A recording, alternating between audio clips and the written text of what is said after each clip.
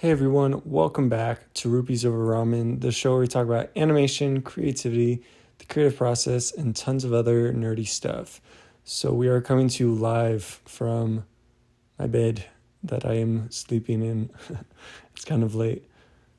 And I just had a couple of thoughts. Today we'll be talking about Airbenders, writers' rooms, and D&D. Yeah, kind of all over the place, but hey, I thought it'd be cool.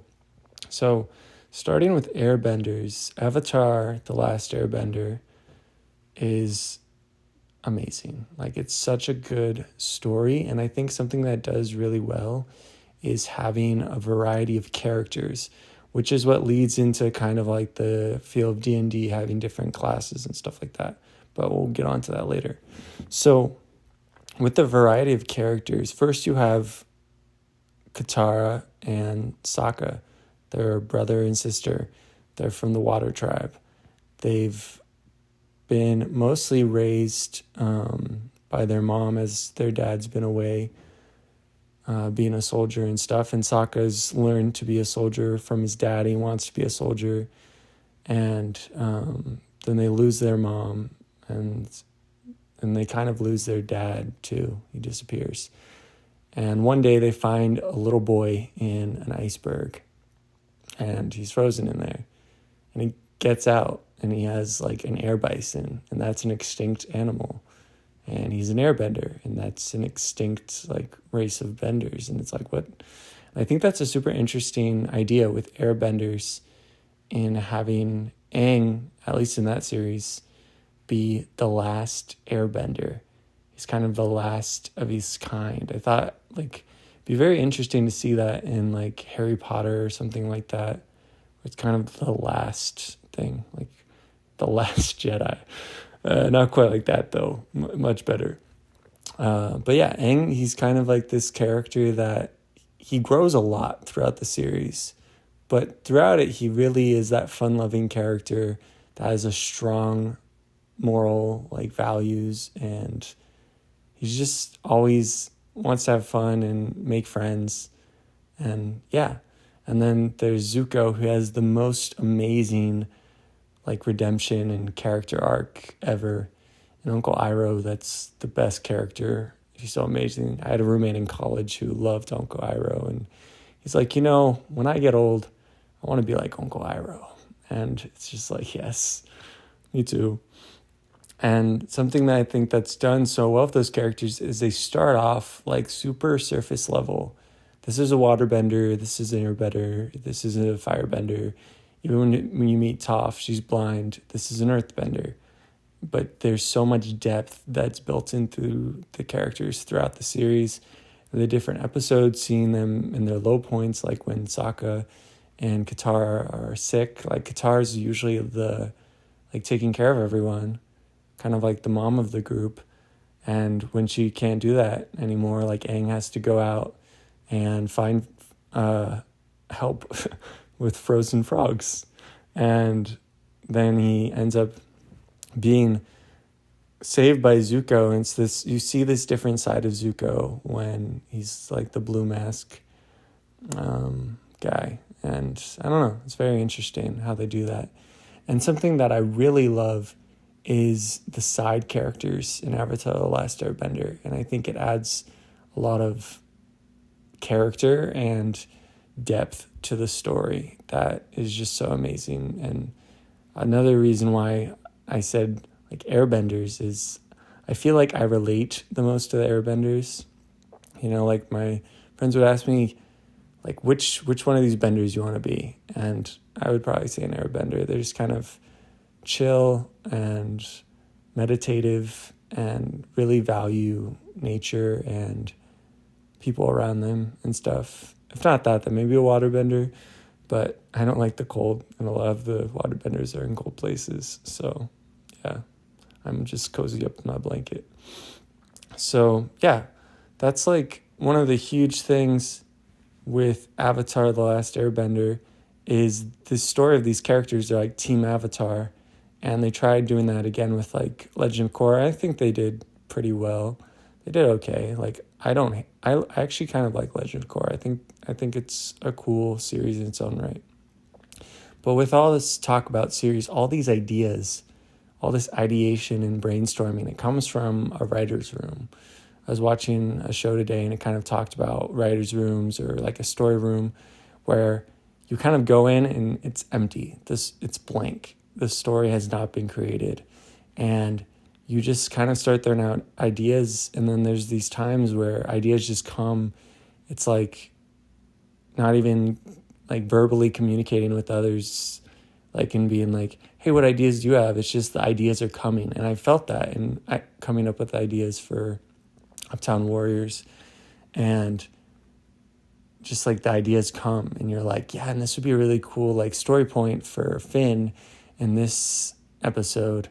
And it's just been really cool. And I really love writers' rooms, and I've had a couple of experiences with kind of like writers' rooms. One of them was I was a writer for a sketch comedy group, and we were writing a like parody musical of Star Wars, and it was like West Side Story, so we call it Dark Side Story, and got to write a song for Palpatine to sing when he's talking with Anakin at like the bubble opera, or what we called the Bopera.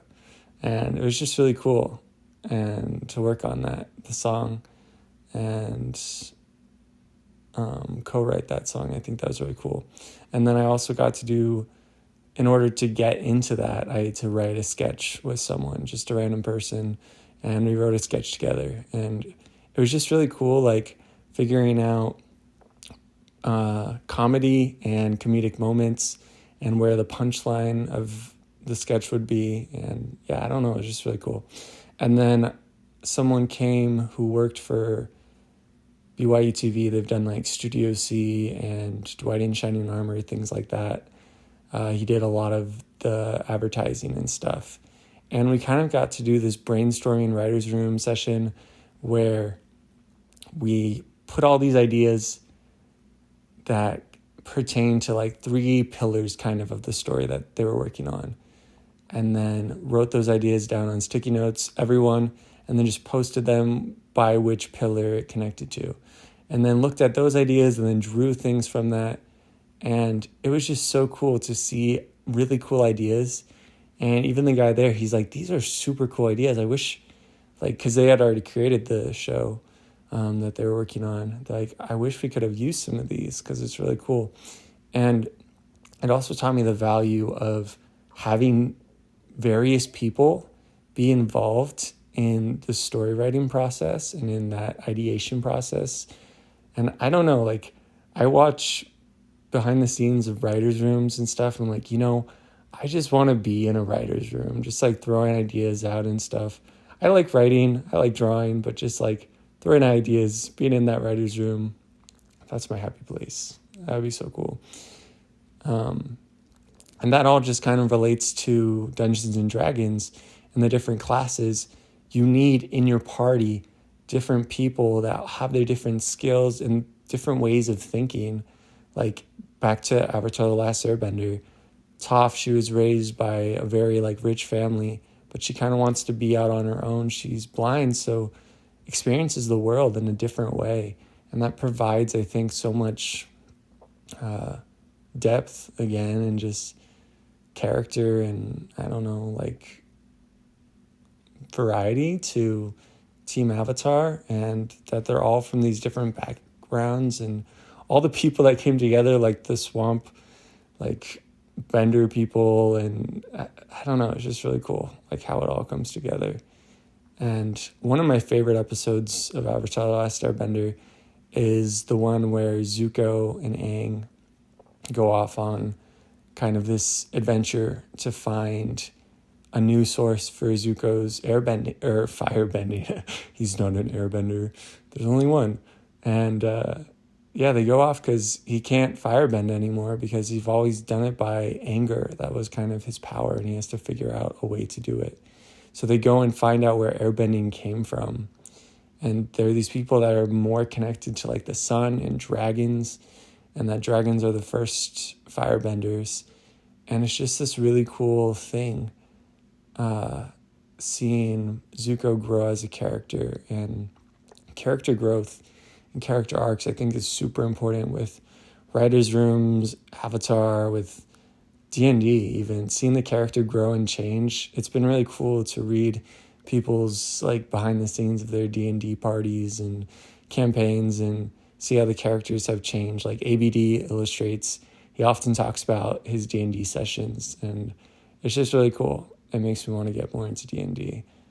But yeah, I think it's just really cool how each of us and each of the people in like Dungeons and Dragons campaigns or in Team Avatar or in writers' rooms, they're all from totally different backgrounds. And even I saw this thing about people writing the Star Wars story. They're all totally different storytellers and artists and creators, and they all come together and create this amazing story that has depth and like range, and like it's not 2-dimensional, it's 3-dimensional and 4-dimensional and 5-dimensional. I don't know. It's like this big thing that there's a world that's built and a community, and I think that's super cool. And that's something that I strive for with my art, is keeping the community involved. And I think all of us, in working together, we can create such amazing things and we can make on our own. Because like I'm not an expert in backgrounds and like or compositing or writing poems or songs or something, but I want to do that and I want to do stuff with that. So like find those people and work with those people and create those amazing projects and have fun and find joy in those moments and go outside, touch grass, experience life. See you guys later. Peace. Also remember, cactus juice, it will quench you. Yip yip.